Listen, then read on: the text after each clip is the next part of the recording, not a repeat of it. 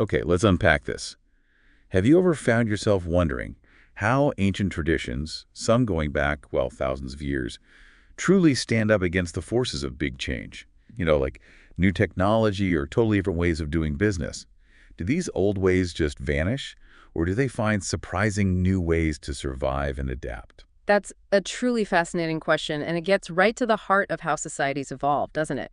Today, we're taking a deep dive into exactly that. We're focusing on traditional rural systems in India, specifically the Jajmani system and the broader institution of caste. Right, and we've got some incredible sources guiding us. We'll look at a real-life study from a village in Karnataka, and then two really thought-provoking papers by the famous sociologist M.N. Srinivas. Yeah, solid stuff. Our mission today is to pull out the most important insights, maybe some surprising ones, from these materials. You're going to hear about unexpected facts, some challenging ideas, and hopefully some real aha moments about how societies adapt or, resist adaptation when faced with change. So what does this all mean for understanding tradition versus modernity? Let's find out. Okay, to start, let's get a clearer picture of what Jajmani actually means.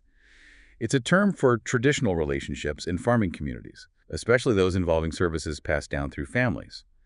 But it's often misunderstood, right? What exactly are we talking about here? Well, it's really interesting here is how researchers like W.H. Weiser first systematically described it way back in the 1930s. And while the specific term Jajmani mostly applies to Hindi-speaking parts of India, the system itself is widespread. Oh, right. It's known by different local names like adade in Karnataka, where a village study is from, or Maray in Telugu country. So yeah, don't let the name fool you.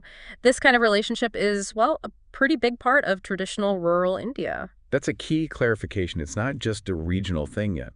Now, another important point. Is Jajmani only about religious services, or does it include other kinds of work too? Like, is it just priests? That raises an important question. Some scholars tried to limit it just to religious services. But the broader, and I think more accurate view, includes everyday practical services too. Things like carpentry or blacksmithing. Okay. And the people living in these communities, they often saw both types of services as part of the system. In fact, some specialists even provided both religious and everyday services as part of their Jajmani role. Ah. These exchanges usually happen between landowning families, the patrons, and the service providers. And payments were typically made yearly in kind, like grain and animal feed. And land ownership is really important here, because if a patron didn't own land, they'd just pay cash. And that didn't really count as Jajmani. It's about a specific kind of exchange tied to land. Interesting. So broader than just ritual and directly tied to land. We often hear traditional and assume unchanging or hereditary for life. But does hereditary here really mean forever? Can it change? What do you think, listener? That's a great point. While Jajmani relationships often seem hereditary, passed down parent to child, they aren't strictly fixed forever. They haven't just stayed the same for centuries. We shouldn't confuse them with just any old, long-standing employer-employee relationship. Right. The essential difference for Jajmani is that being part of a specific caste is crucial, whether you're the patron or the service provider. And here's a kicker. The system has always been quite flexible, actually. Flexible? How so? Well, new members could join, old ones could be excluded, specialists might replace or even compete with each other, payment methods could shift over time. It's a living system, you see, not some frozen picture from the past. Okay, that makes sense. Yes. Let's ground this in a real place then. We're going to talk about Rajapura, a village about 60 kilometers from Bangalore in Karnataka, studied back in the late 1970s. It had about 1,000 people, 12 different castes, with the Okaligas, landowning caste, being the most powerful. Gives us a concrete look. Yeah, good case study. And a major game changer for Rajapura was the arrival of sericulture. That's silkworm rearing after 1967. This wasn't just a small shift, it transformed things. It went from being a minor activity in the slow farming seasons to a huge source of regular cash income. Regular cash, wow. Especially for farmers growing crops on dry land, because silkworm cocoons could be harvested and sold every 2 months, a steady flow of money. Okay, here's where it gets really interesting for me and maybe a bit surprising. Sericulture is incredibly labor-intensive, right? Especially for women. So what happened in Rajapura? This led to a shortage of agricultural workers in the village. Exactly. A shortage. So instead of the new technology breaking down old relationships, it actually caused some traditional things like tenancy, renting land, and sharecropping to reappear, even after land reforms. And older forms of tied labor continued or revived. Wages even went up. What does this tell you about how a new technology impacts things? Does new always mean old disappears? Precisely. You might expect new tech to just sweep away the old ways, but in Rajapura, it actually reinforced some of them. The huge demand for labor meant that those traditional ties, which kind of guaranteed workers, became even more valuable. Huh. And the new technology also significantly increased demand for local craftspeople. Basket makers for the silkworm trays, potters for watering, ironsmiths, carpenters for tools. Farmers chose to keep using the local craftspeople they knew rather than buying, say, cheaper mass-produced goods from cities. It's stuck with the local guys. Yeah. And this was so strong that it even stopped and reversed the trend of people from artisan families moving away from the village. Fascinating. So the system wasn't just collapsing under modernization. Let's talk about the specific adade system in Rajapura, their local term for Jajmani. Yeah. The study looked at services in three main groups. Can you give us a snapshot of how some of these roles adapted? Maybe start with the village-oriented ones. Absolutely. The study gives us a great look. So first, you had village-oriented services. These specialists served the whole village, and a key point is they often received land for their services, which was a very stable form of payment, you know? Land, right. More secure than grain sometimes. Definitely. Take the village servant, or thodi. This role was held by members of the Madiga caste, historically considered untouchable. The thodi had a huge range of duties, assisting the headman, making announcements with a drum, being a watchman, even removing dead cattle. Now, the government officially abolished this office, but guess what? Thodis continued to serve. Why? How did that work? Well, several reasons. They had been granted land for their service generations ago, so there was that incentive. There was also strong pressure from village elders who wanted to keep things stable, keep the system running. And there was even a local saying, a village without a thodi is like a jungle. Wow. So tradition, land, and community pressure kept it going. Exactly. It shows this powerful persistence, even against modern law, because of practical reasons and, well, social inertia. That's remarkable. What about roles that adapted more to individual families? The second group. Right. The second group was family-oriented services. These specialists worked for specific households. They were typically paid with fixed amounts of grain and straw, but usually no land grants. Okay. Consider the blacksmiths. The village had 3 blacksmith families, and interestingly, they faced competition from new smiths coming in. This shows again that Jajmani, even though it seemed hereditary, could be quite flexible. Right. Competition means it wasn't totally locked down. Exactly. Their main job was making and repairing farm tools. Traditionally, they were paid in grain based on how many plows a farmer owned, but this became less strict over time. And crucially, sericulture boosted demand for new kinds of tools. And for these new tools, the smiths started charging cash. Ah, so mixing payments. Cash for new stuff, maybe grain for the old. Pretty much. It shows how new economic opportunities led to flexible payment methods within the existing framework. Then there was the barber.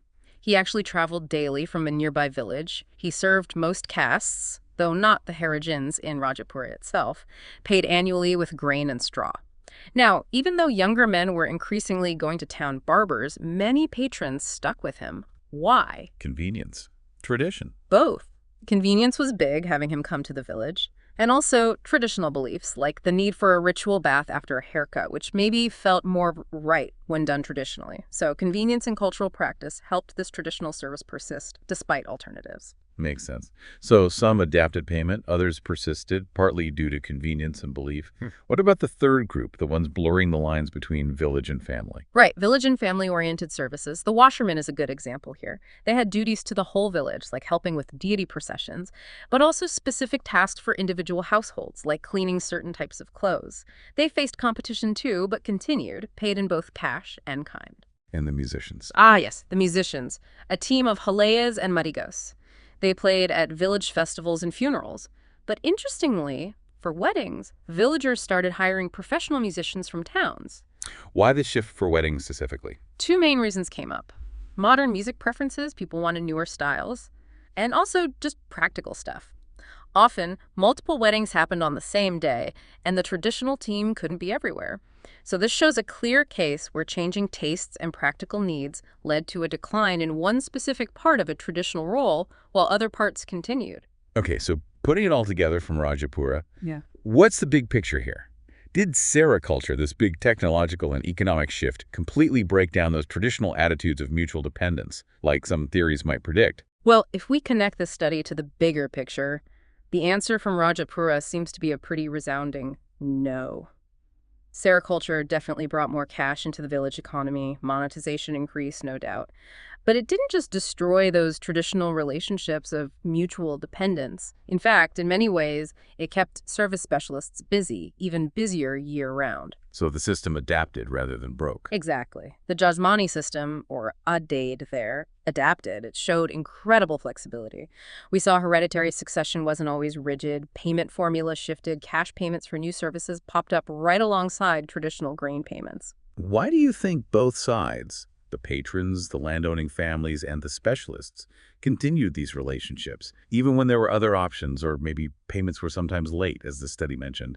What's the practical advantage for them, listener? That's a great question for you to consider. For patrons, the landowners, having local specialists was just incredibly convenient. It meant personal relationships, often leading to more reliable work, services available at the beck and call whenever needed. All right, easier than finding someone new each time. And it was also often simpler for farmers to pay in grain they already had, rather than having to sell grain for cash just to pay someone. For the specialists, these roles provided a baseline income, often supplementing what they earned doing other work, like farm labor. Okay, so income security. Yeah, and there was also the satisfaction, the social status, that came from upholding family and caste traditions. And importantly, don't forget the village leaders. They played a crucial role, often stepping in to settle arguments or prevent relationships from breaking down completely.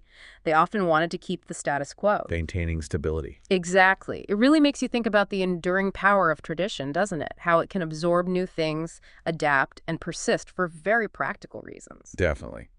Okay, let's zoom out now to the broader institution of caste itself, drawing from M.N. Srinivas. In a paper from 1955, he asked a very direct question. Can castes exist in the India of tomorrow? He looked at it from two angles. Should they exist? And are they likely to exist?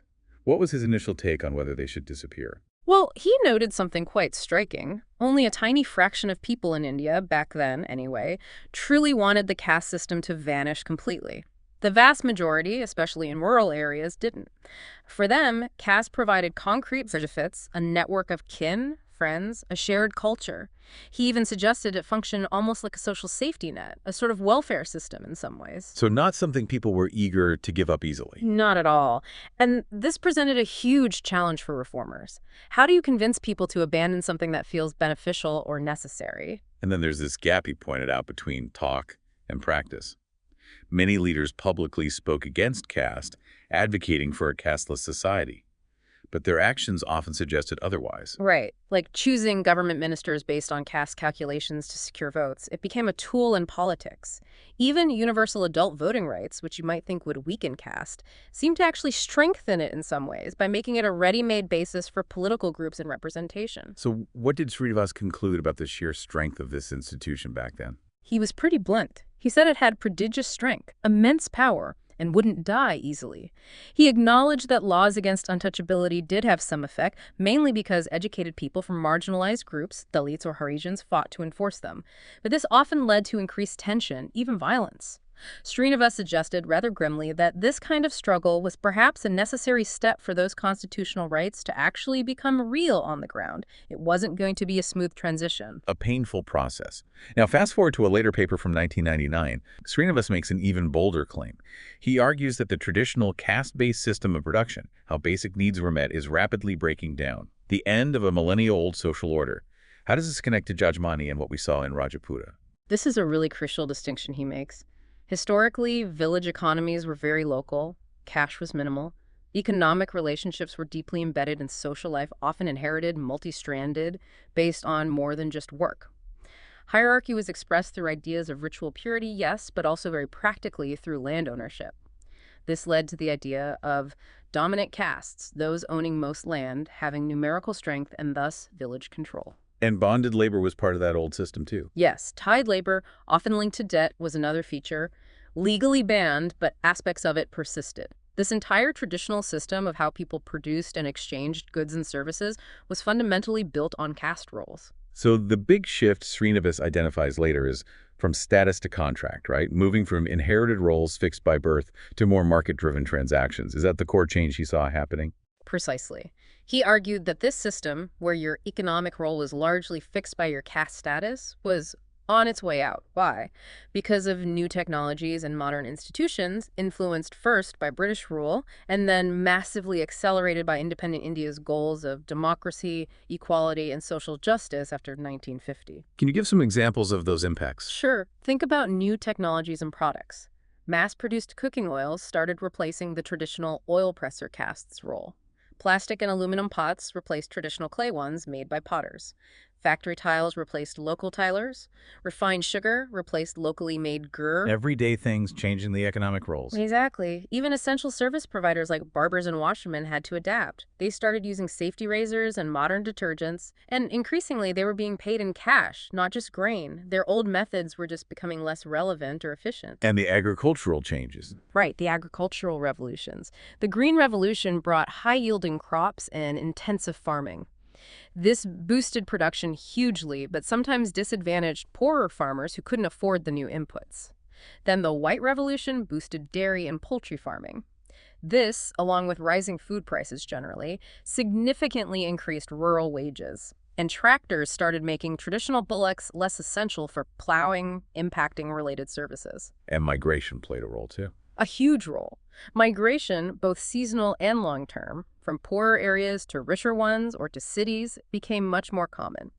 This was driven partly by population growth, but also by the breakdown of the old Jajmani system itself, which meant people had to look elsewhere for work. All these forces together started loosening those traditional inherited ties between caste and occupation. So with all these dramatic changes, technology, agriculture, migration, cash economy, what does this mean for caste itself? Is it just disappearing because the economic system it was built on is crumbling? What do you think, listeners, at the end of the story? Well, this is where we hit the central paradox, and it's really the key takeaway from Srinivas's later work. He argued that, yes, better communication, more education, government affirmative action, political organizing, technological change, all these have greatly weakened the direct link between a person's caste, their jati, and their traditional occupation. The economic link is breaking. Right. Economic relationships are becoming freer, more market-based. However, and this is the crucial part. The paradox. Go on. While caste as a system is dead or dying, individual castes are, in his words, thriving. Thriving. How can that be if the system is dying? Because the nature of caste is changing. The old idea of a fixed hierarchy where one group is inherently superior to another based on ritual purity has lost much of its legitimacy. Instead, it's being replaced by a focus on difference and group identity. What we see now is individual castes organizing horizontally people from the same caste across different villages or regions coming together. Why? For power. Resources. Exactly. To compete for political power, economic opportunities, government jobs, spots in education. This is especially clear in how lower castes and Dalits, armed with new ideas of human dignity and equality from democracy and education, are asserting their rights. This assertion often leads to conflict with the traditionally dominant castes, unfortunately, but it shows caste transforming into a basis for identity politics and competition, not just disappearing. So, it's not simply vanishing, but profoundly transforming into something else, something more competitive maybe. What about historical attempts to dismantle caste, like the Bhakti movement? These were powerful religious and social movements centuries ago. Why didn't they succeed in fundamentally changing the system back then?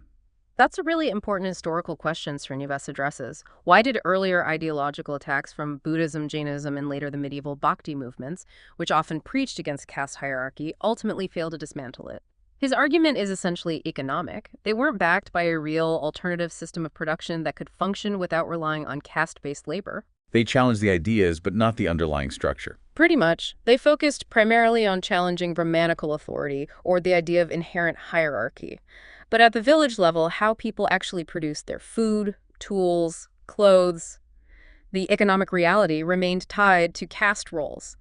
The economic structure didn't fundamentally change, so the social structure, while perhaps ideologically challenged, largely persisted.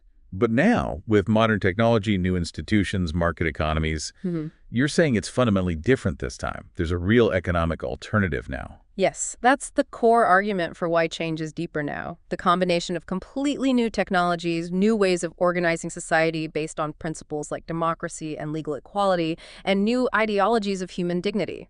This combination has been operating for a significant time now, and crucially, it's creating an alternative system of production that does ignore or actively violate the traditional caste-based division of labor.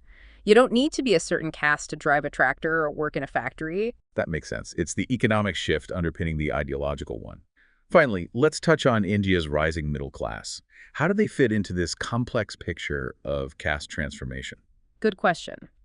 The expanding urban middle class is a major factor. While historically dominated by upper castes, it's becoming increasingly diverse. This is thanks partly to wider access to education and also government affirmative action policies, which aim to provide opportunities for historically disadvantaged groups. And the aspiration itself, the desire for consumer goods for middle-class lifestyle, is widespread, cutting across traditional caste lines. So lifestyle and profession are becoming more important than caste for this group. Increasingly, yes. Among the urban middle classes, things like education level, profession, income, and lifestyle are becoming more important markers of status than caste background alone. And inter-caste marriages, while still not the norm everywhere, are becoming more common, especially among younger, educated urban populations. Srinivas has actually suggested, perhaps optimistically, that a massive assault on mass poverty plus rapid economic growth will be the best dissolvers of caste identities. So economic progress is the ultimate solvent. That was his hope. The idea being that as broad-based economic opportunities expand, the rigid boundaries and relevance of traditional caste identities might lessen in daily life, replaced by class or professional identities. Okay, let's try to wrap this up. Sure. So to recap our deep dive, we started with the Jajmani System in Rajapura village. We saw how new technology like sericulture, perhaps surprisingly, didn't just break down those traditional relationships. Instead, it showed how adaptable the system could be, often persisting due to very practical reasons, convenience, and the strong influence of village leaders wanting stability. Right.